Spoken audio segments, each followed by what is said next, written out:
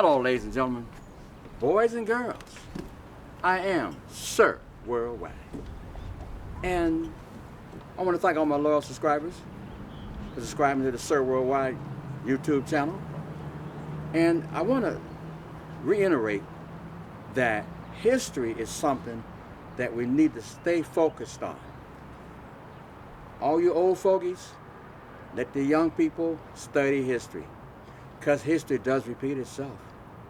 And on this YouTube channel, Sir Worldwide, we have a historian that's second to none. And as my mom always told me, tell the truth.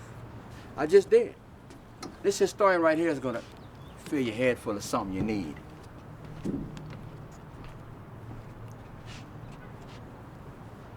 All right, peace and love, family. How you doing? Today we wanted to just make a few comments about our gallant brothers and sisters who pulled off the best liberation revolution in the history of the modern world. Yes, we're not talking about Cuba.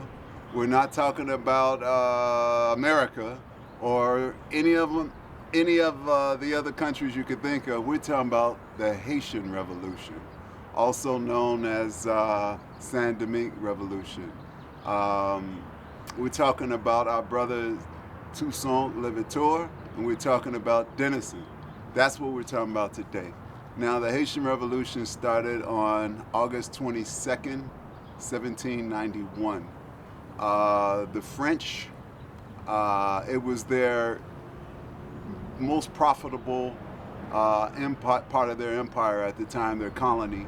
Had all types of resources and predominantly sugar. Made them a ton of money. And the problem with it was the treatment of their enslaved population was rather cruel, as was all of these slave-owning populations by the Caucasian people. Surely the Arabs, many others were very cruel as well. Nevertheless, what happened was the African, or I don't want to say African, they come from the west coast of Africa, but they're more Levites from the tribe of Israel. But those people from the west coast of Africa, they were very fed up with all the treatment they had. You know, when you cut that sugar cane, you get them real minute cuts in your skin, and it doesn't really bleed or hurt until you sweat into it. Then it really hurts. And then, of course, the ants biting you. You'd be itching for days with that. So these people had to endure that type of arduous slavery, slave labor, every day, sun up to sundown, just like here in America. And what eventually happened was there was a rebellion. They wanted to get freedom. Or at least better working conditions at the time. And the slavers didn't want to do that, so of course it led into a rebellion. Many of the French were killed, and what happened was Toussaint Louverture, he rose to prominence. He was an educated slave. He actually owned 3 plantations himself. And he had a foot in the French society as well as the slave society. He was not what we call melodic, or he didn't have a rapist white father and a black mother who was raped by the father. He didn't have that. He was totally dark-skinned, what we call a so-called black man. And even though he had those characteristics, he still was able to be educated and to own 3 plantations. So now where he made his downfall, in my opinion, he rose, firstly, he didn't want to join the revolt. He didn't join it until December, and it started August 22nd. When he rejoined, he tried to negotiate with the slavers, the slave owners. He even stopped some of his men from killing some of the prisoners who were slave owners as a grand gesture of, let's try and make some kind of amends and get better working conditions. Of course, the slave owners didn't even think about how they were treating these people for centuries. All they could think about is how they were mistreated in terms of being murdered and killed in the rebellion. They didn't think about all the arduous slavery, all the whippings, the lashings, the rapings, the killing. They were chopping off hands and feet, like Columbus. I mean, this is what they were doing. Like what's his name? The Belgian king, Leopold II, in the Congo, just chopping people's hands and feet. This is the highly barbaric behavior. And these people have the unmitigated audacity to say that they're the civilized and calling the others savages. No, that's savage behavior. Civilized, the root of that word means civil. And they don't know anything about being civil to other people. Now, to continue, what happened was they had a negotiation. And while all this was occurring back in Paris, in France, the French Revolution had already occurred, and now the Grand Assembly, the new government, eventually declared slavery illegal throughout the French Empire. That means all the slaves there were now free. And this was a great thing for them. They realized their objective. Toussaint Louverture wrote the first document talking about equality for all people. Not America, which didn't do it for 150 years plus later. He did it, the black man. He also rose to prominent heights of French military and government, in the sense that he became that because they won and they were still a part of France. What happened next? This punk, I hate to use those type of terms, but it's no other way to describe him. This punk who shot the nose off the so-called Sphinx in ancient Kemet, which we call Egypt.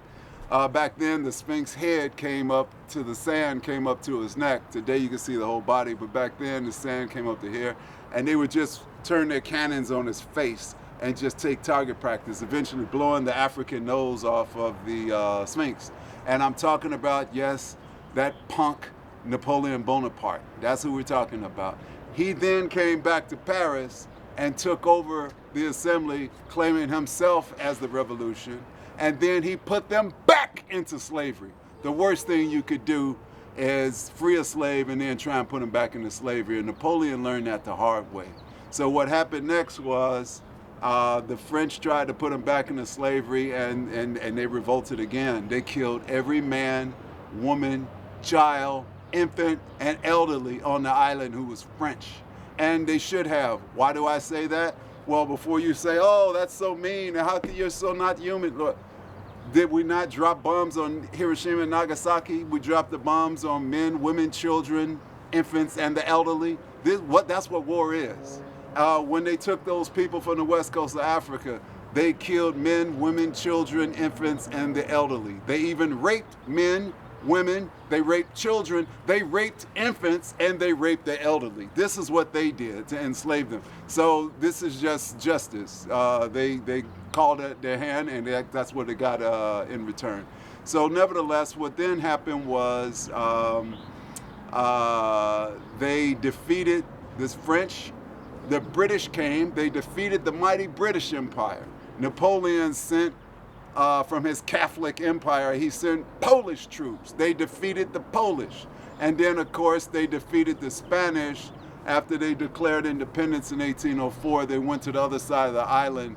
They had made, Toussaint had made a deal with the Spanish. They got weapons from them and so forth. But, because, you know, this is the island where Haiti's on one side, Dominican Republic's on the other. This is the island Hispaniola where Columbus first came and chopping everybody's hands and limbs off. So then what happened eventually was Toussaint in May of 1802 was captured by the French. They sent 10,000 men back to Haiti to try and take the island back.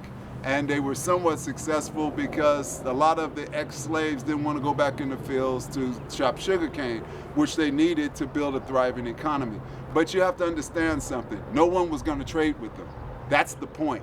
So they couldn't really build an economy anyway. And that's one of the two reasons why they've been poor all these years, because they were offended by a black republic.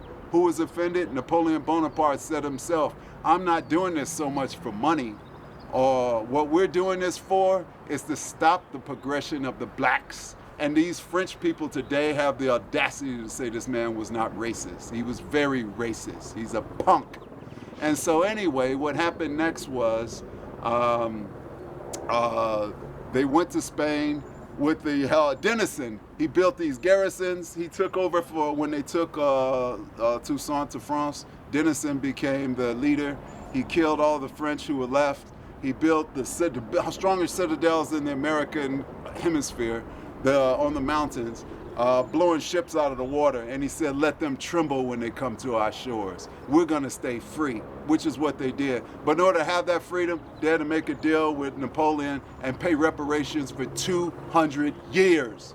And they just stopped paying in 2004. That's why Haiti's poor, not because of any other reason. Go to Versailles, you see all this gorgeous woodwork came from Haiti. How much they pay for that? Zero. They got it for free. And so all the reparations they had to pay back and so forth. But Denison said beautifully, we're not gonna let the French dirty the soil of the land of liberty. And lastly, liberté, égalité, and fraternité, liberty, equality, and brotherhood. And the French say that's only if you're Caucasian, okay? Because they did not extend that to the Africans. Only the Haitians extended that to everybody. And that's what we need to know. The Haitian Revolution was a big triumph. They freed the people on the other side from Spain and freed them also. It was a beautiful thing for our people. And we love the Haitian people and we respect them, and hopefully they can get strong again. All right, take care, and we'll be back another time with another episode. All right, and power to Haiti.